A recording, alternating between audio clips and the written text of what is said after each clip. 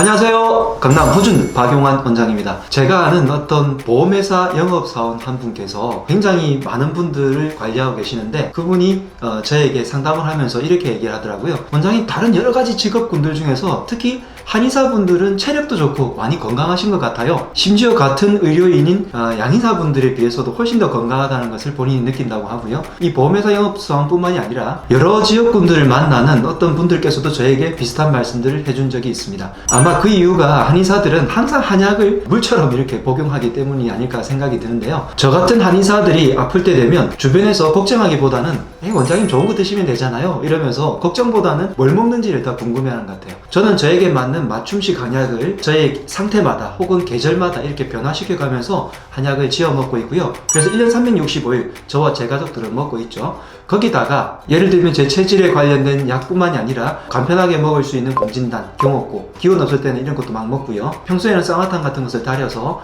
차처럼 이렇게 마시곤 합니다. 이런 한약 처방들도 좋지만 저 같은 경우에는 영양제들도 꼭 더 챙겨 먹고 있는데요. 이런 영양제 중에서 많은 분들께 꼭 필수적으로 드시라고 하는 영양제 3가지가 있습니다. 특히 제가 한의원에서 처방을 할 때도 이런 영양제들을 그분의 상태에 맞게끔, 상황에 맞게끔 한약 처방 이외에 더 보충을 해서 할 수 있는 영양 처방들을 기능의학적으로 같이 해드리고 있는데, 기능의학적인 처방 외에 많은 분들이 꼭 이 3가지만큼은 드시면 좋겠다라고 추천해드리는 게 있으니까 이 3가지 여러분 꼭 챙겨 드시기 바랍니다. 첫 번째는 비타민C인데요. 비타민C 같은 경우에는 항산화 역할의 대명사라고 할 수 있죠. 우리 몸 전체는 항상 산화돼 가고 있습니다. 나이가 들면 들수록, 일을 하면 할수록, 스트레스를 받으면 받을수록 일상생활의 모든 것이 산화되잖아요. 물론 이런 산화 말고요. 산화된다는 것이 녹쓴다는 거고, 녹이 쓴다는 것은 염증이 있다는 거고, 염증이 자꾸 누적이 돼가지고 조직 자체가 변형되면 그것이 암덩어리가 되겠죠. 그래서 항산화제, 산화를 막는 것들은 항염제, 항염증, 다시 말해서 염증을 억제할 수 있는 기능도 가지고요.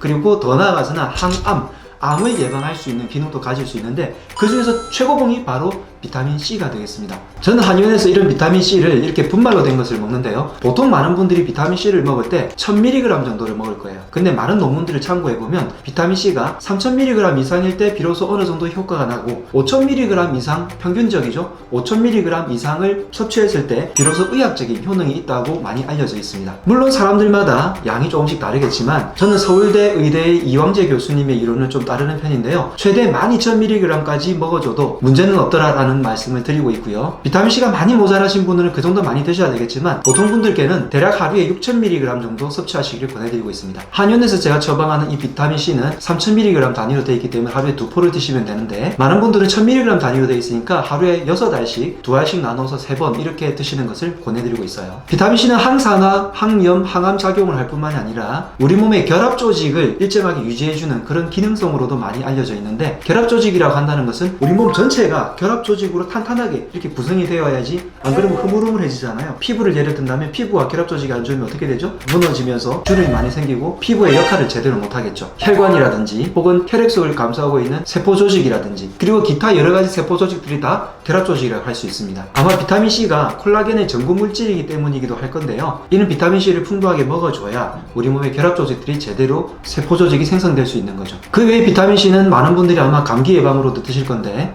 우리 몸에서 여러 가지 너무 좋은 작용들을 하기 때문에 그냥 필수적으로 꼭 드셔주시길 바라고요. 내 몸에 맞는 양은 어떻게 정하냐면 1000mg 단위로 드시다가 어느 순간 설사를 할 수가 있어요. 그 직전까지 단계가 내 몸에 맞는 양입니다. 예를 들어서 6000mg 먹었을 때 비로소 설사를 한다면 대략 5000mg 정도를 내가 매일 섭취해주는 양이 된다는 거죠. 그래서 본인께 맞는 양을 찾아서 섭취해 주시기를 바라고요. 평소에 채식을 많이 안 하시면 6000mg 이상을 드셔야 될 수도 있고요. 평소에 채식을 충분히 하신다면 3000mg으로도 충분하실 수 있습니다. 꼭 필수적으로 드시면 좋겠다고 생각하는 영양제 두 번째는 바로 식이섬유입니다. 식이섬유 같은 경우에는 위, 소장, 대장 중에서 특히 대장 쪽에 많이 작용을 하는데요. 대장에는 뭐가 있나요? 음식을 먹은 찌꺼기가 맨 마지막에 남아서 변을 만들기 전에 찌꺼기들이 모여있는 곳입니다. 그러다 보니까 이곳에는 면역작용이 굉장히 많이 활발하게 일어날 수밖에 없어요. 왜냐하면 면역이 작동을 하지 않으면 그 찌꺼기들이, 숙변들이, 독소들이 내 몸을 이렇게 공격을 해서 염증이 막 발생할 것이고, 이 대장이야말로 이 염증들을 막 억제시켜줘야지 우리 온몸이 제대로 작동을 하고요. 대장에서 나온 그런 독소들이 간문맥을 통해서 간으로 가서 간을 피곤하게 만드는 것이기 때문에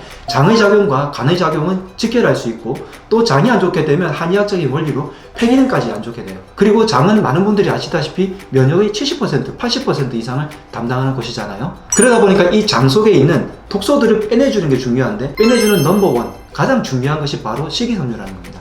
그래서 이 식이섬유를 풍부하게 잘 먹어서 속에 있는 찌꺼기, 독소들을 바깥으로 잘 배출되게 만드는 것이 중요한데요. 저는 그래서 이런 장수환 같은 식이섬유를 만들어서 특히 귀리 식이섬유 같은 경우에는 수용성 식이섬유도 포함되어 있기 때문에 부드럽게 장을 자극해주고 혈관 속에도 녹아 들어가서 혈당과 콜레스테롤도 이렇게 조절해줄 수 있는 그런 기능성이 있습니다. 그리고 아랫배인 장이 편안해져야 위쪽의 위도 편안하고 소장의 기능도 정상적으로 작동이 되겠죠. 위에는 효소, 소장에는 유산균, 그리고 대장에는 식이섬유, 이런 식으로 도식화해서 말씀드릴 수도 있는데요. 이 세 가지 영양제들이 다 중요하긴 하지만 그 중에서 꼭 하나를 꼽는다면 저는 식이섬유를 먼저 말씀드리고 싶고, 유산균과 효소의 작용도 제대로 되려면 식이섬유가 있어야 비로소 유산균과 효소의 작용이 제대로 작동할 수 있기 때문에 식이섬유가 무엇보다 중요합니다. 그런데 이 식이섬유도 마찬가지죠. 평소에 채식을 풍부하게 드신다면 식이섬유 양을 조금 줄이셔도 되겠지만 요즘 현대인들의 식사를 제가 옆에서 본다면 채식량이 너무나 적어요. 그러다 보니까 식이섬유 양을 점점 더 많이 제대로 챙겨 드셔야 할 필요가 있겠습니다.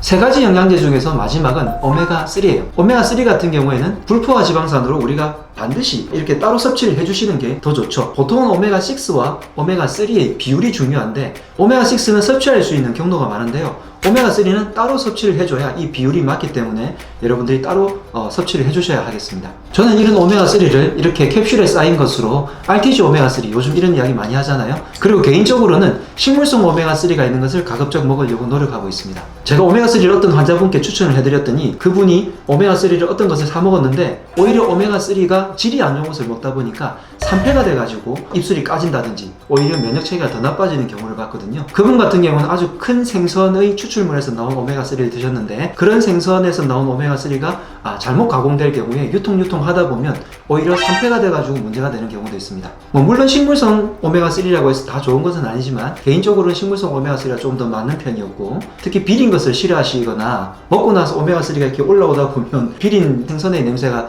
역겨워 하시는 분들도 상당히 많거든요. 그런 분들은 식물성 오메가3를 찾아 드시면 해결이 될 것 같습니다. 그런데 이 세 가지 영양제, 비타민C, 식이섬유, 오메가3 이 세 가지의 공통적인 작용이 있는데 그것이 어딘지 아시나요? 바로 장입니다. 제가 LGS라고 부르는 리키 것 신드롬, 즉 다시 말해서 장 누수 증후군, 새는 장 증후군을 치료하는 면역을 치료하는 방법을 가장 중요하게 여기고 있는데요. 전 세계적으로도 새는 장 증후군을 치료하는 가장 중요한 방법이 약초들이라고 알려져 있지만 영양제들 중에서 이 세 가지의 영양제가 몸속에 들어가서 장을 활발하게 움직이고 장 속에 있는 점막들을 복구해서 새는 장 증후군을 막아주는 아주 중요한 영양제로 알려져 있습니다. 자, 그렇기 때문에 모든 면역에서 가장 중요한 출발점인 장 기능을 제대로 활성화시키고 그리고 복구를 시키기 위해서 이 세 가지 영양제를 여러분들께 이렇게 소개해드리는 거고 꼭 드시라고 말씀드리고 싶고, 그리고 이런 영양제들도 다 어떻게 보면 한약적인 개념이에요. 다 천연물에서 추출했잖아요. 식이섬유는 채소 그리고 약초 같은 것에서 추출했고요. 비타민C도 원료를 따지고 올라가면 레몬 같은 것에서 혹은 식물에서 추출을 했고요.